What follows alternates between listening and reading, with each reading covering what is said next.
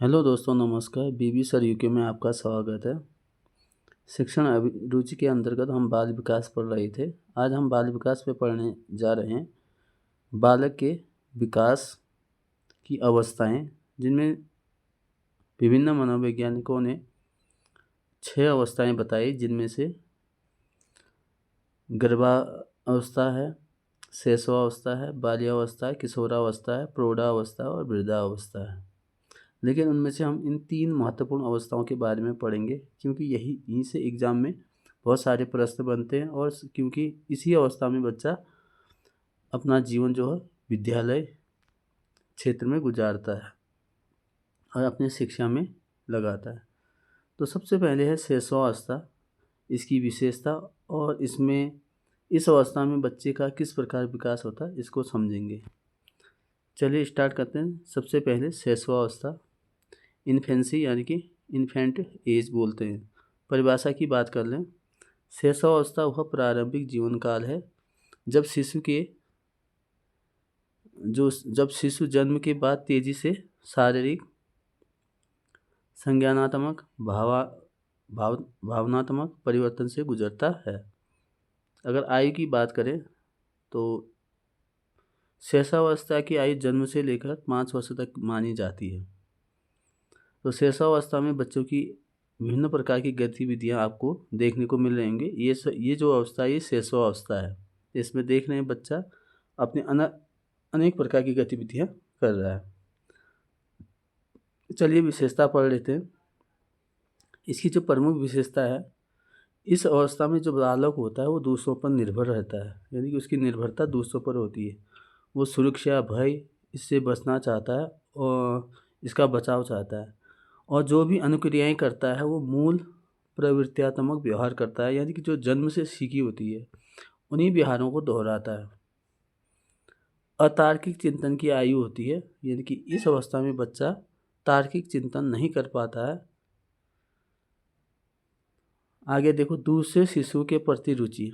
जैसे जैसे बच्चा 2-3 साल का हो जाता है तो वो छोटे शिशु के प्रति इसकी रुचि बढ़ती है। जिज्ञासा व दोहराने की प्रवृत्ति इस अवस्था में देखी जाती है। वो जानने की कोशिश करता है और दोहराता है किसी भी बात को। इस अवस्था को भावी जीवन की आधारशिला भी माना जाता है, क्योंकि इस अवस्था में लगभग बच्चे का शारीरिक जो विकास है कंप्लीट हो जाता है। सीखने का आदर्श काल समझा जाता है। इसमें जो भाषा होती है वो भी बहुत तीव्र गति से सीखता है। यहाँ पर केवल कल्पना जगत पर बच्चा विचरण करता है। स्वकेंद्रित या आत्म प्रेम की भावना होती है, यानी कि वो देखा होगा कि इस उम्र में बच्चे प्रत्येक वस्तु को अपनी मान के चलता है। तीव्रता से शारीरिक विकास की अवस्था है। इस अवस्था में जो बच्चे का जो शारीरिक विकास होता है बहुत ज़्यादा तीव्र होता है, और बहुत सारे मनोवैज्ञानिकों ने इसे खतरनाक काल भी कहा है। सांवेगिक विकास की दृष्टि से ये स्वर्णिम काल भी माना गया है। बालक के निर्माण काल की अवस्था है, क्योंकि इसमें मैंने पहले भी कहा कि बच्चे का इसमें जो पूर्ण विकास हो जाता है, शारीरिक और मानसिक रूप से अपरिपक्व होता है, यानी कि इसमें बच्चा जो है शारीरिक विकास तो कंप्लीट हो जाता है लेकिन वो परिपक्व नहीं होता है। इसमें अंतर है। भाषा विकास की प्रक्रिया में अत्यधिक तीव्रता होती है, यानी कि इस पर भाषा विकास जो कौशल है बहुत तेज गति से सीखता है। अब इस अवस्था में वह लज्जा और गर्व की भावना का भी विकास हो जाता है। बच्चा थोड़ा सा शर्माना या अपने को गर्व फील करना शुरू कर देता है। संवेगों की प्रधानता और उसका प्रदर्शन, जो संवेग होते हैं, इमोशन होते हैं, उसकी प्रधानता देखी जाती है और उसका प्रदर्शन भी देखने को आपको मिलेगा। अपनी संवेदनाओं और शारीरिक क्रियाओं के माध्यम से सीखता है, यानी कि जो भी संवेदनाएं हैं वो एक्सप्रेशन, भाव भंगिमाओं के माध्यम से सीखता भी है और व्यक्त भी करता है। अनुकरण द्वारा सीखने की अवस्था है, लर्निंग बाय इमिटेशन, यानी कि यहाँ पे नकल करके सीखता है बच्चा। अगला, शरीर के समस्त अंगों की रचना और आकृतियों का निर्माण काल है, क्योंकि इस अवस्था में शरीर के समस्त अंगों का जो आकृतियाँ रचना है वो लगभग उसका निर्माण शुरू हो जाता है। नैतिक व सामाजिक भावना का अभाव देखा जाता है। इसमें बच्चा नैतिक तथा सामाजिक भावना का अभाव देखा जाता है शुरुआत में।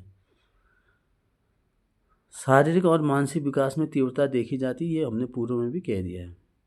अब बात करते हैं शैशवावस्था में विकास, यानी कि जो विभिन्न क्षेत्र हैं जैसे फिजिकल है, इमोशन है और कॉग्निटिव है और नैतिक जो मॉरल विकास के किस प्रकार होता है इसको हम समझेंगे।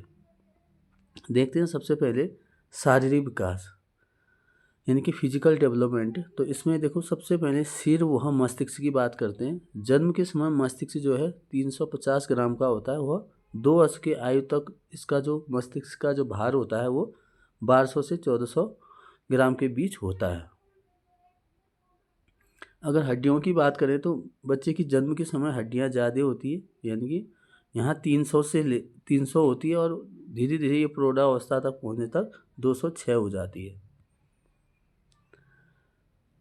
प्रथम माह में जो हृदय की धड़कन लगभग 140 बार प्रति मिनट होती है, लेकिन 6 वर्ष की आयु तक पहुँचते पहुँचते इसकी जो धड़कन की गति है जो 100 बार प्रति मिनट हो जाती है। आपने देखा प्रौढ़ावस्था तक 72 बार प्रति मिनट हो जाती है। अब बात करते हैं संज्ञानात्मक विकास की बात करते हैं, यानी कि कॉग्निटिव डेवलपमेंट, यानी कि आप मेंटल डेवलपमेंट भी कह सकते हैं आप। पहले वर्ष में जो बच्चा है हाथ पैर हिलाने लगता है, ध्वनि निकालना और 3-4 छोटे सादा शब्द बोलना शुरू कर देता है, जैसे दा, माँ, पा इस टाइप के शब्द शुरू कर देता है। दूसरे वर्ष में छोटे शब्द बोलना 200 से अधिक शब्द बोलने लग जाता है बच्चा। आगे बात करते हैं तीसरे वर्ष में शिशु अपना नाम बता देता है, यानी कि अब तीसरे वर्ष में अपना नाम पूछेंगे तो वो अपना नाम बता सकता है। अपने अंगों को छूकर जैसे नाक, कान, मुंह, दांत को हाथ से छूकर बता सकता है या बताने लगता है। चौथे वर्ष में वह गिनतियाँ या गिनने लग शुरू कर देता है। छोटी बड़ी रेखाओं में अंतर करने लग जाता है। अक्षर ज्ञान भी लिखने लग जाता है, अक्षर ज्ञान लिखने लगता है, यानी अक्षर ज्ञान यानी कि और वस्तुओं को क्रम से रखना जान जाता है।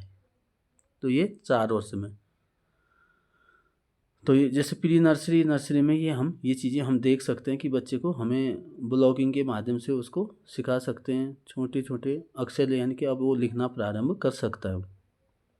5 वर्ष की आयु में हम इसे मान सकते हैं कि ये रंगों की पहचान करना शुरू कर देता है। ये हल्के भारी का ज्ञान भी होने शुरू हो जाता है। 10 से 11 शब्दों के वाक्यों को दोहराने लगता है और माता पिता की आज्ञा का पालन करने लगता है और अनेक कामों में सहायता करने लग जाता है। आपने देखा होगा बच्चा अब कॉपी करने लगता है और अपने पेरेंट्स यानी माता पिता के कामों में कोशिश करता है कि वो उस काम को वो खुद करे, यानी कि नकल करना शुरू कर देता है, छोटे छोटे काम करना शुरू कर देता है।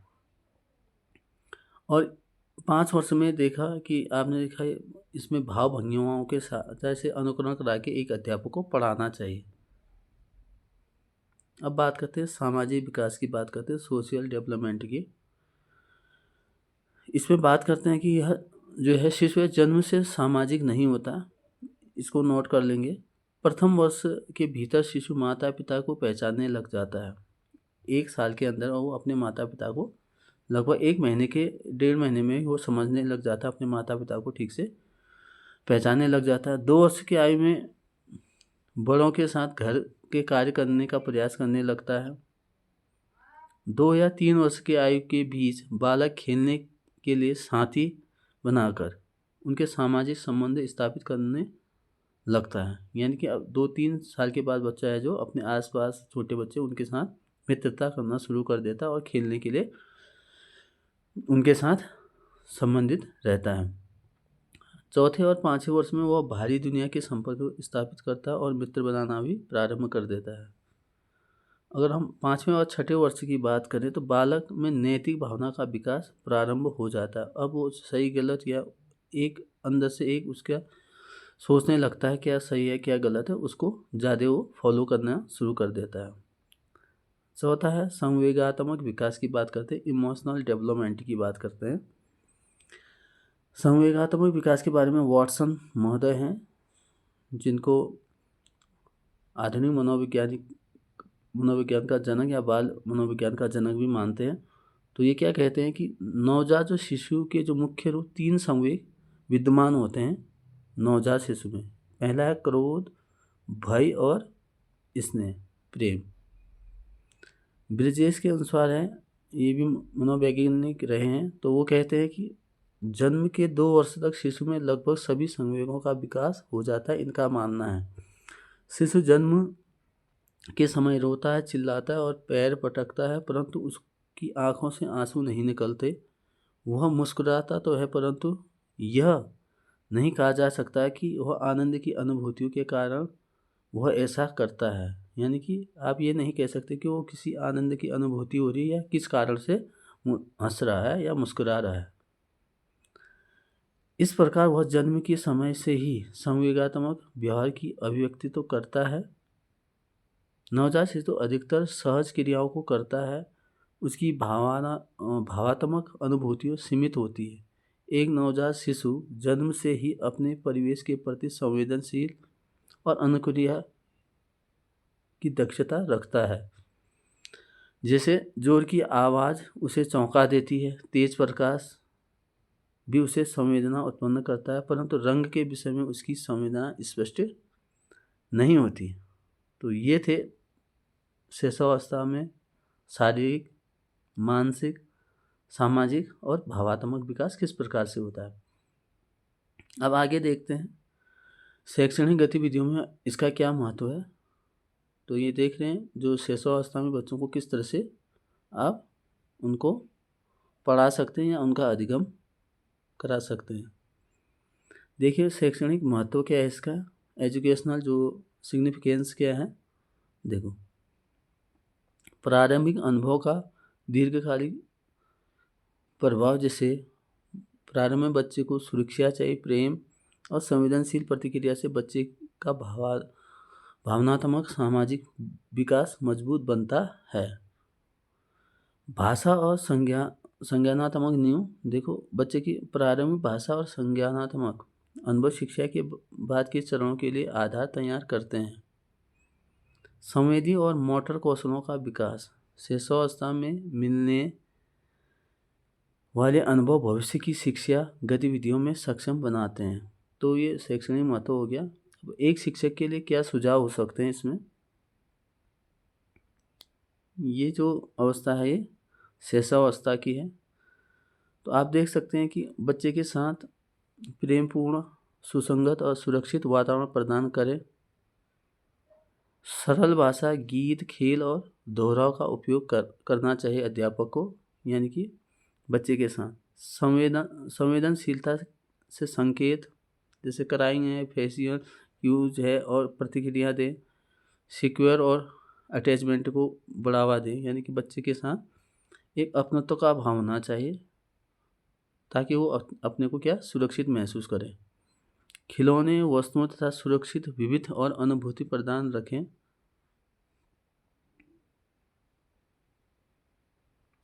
तो ये थे शैशवावस्था के बालक के विकास के चरण और शैक्षणिक महत्व, एक अध्यापक को किस प्रकार से शैशवावस्था में बच्चे के जो प्री नर्सरी के जो बच्चे होते हैं उनको सिखाने के लिए उपयोगी बात मनोवैज्ञानिकों के अनुसार। अगले वीडियो में हम देखेंगे बाल्यावस्था यानी चाइल्डहुड, अर्ली यानी मिडिल चाइल्डहुड की बात करेंगे। ये जो बाल्यावस्था है सबसे ज़्यादा महत्वपूर्ण टॉपिक है प्राथमिक स्तर के लिए। चलिए आज की वीडियो हम यहीं पे समाप्त करते हैं। कल हम बाल्यावस्था की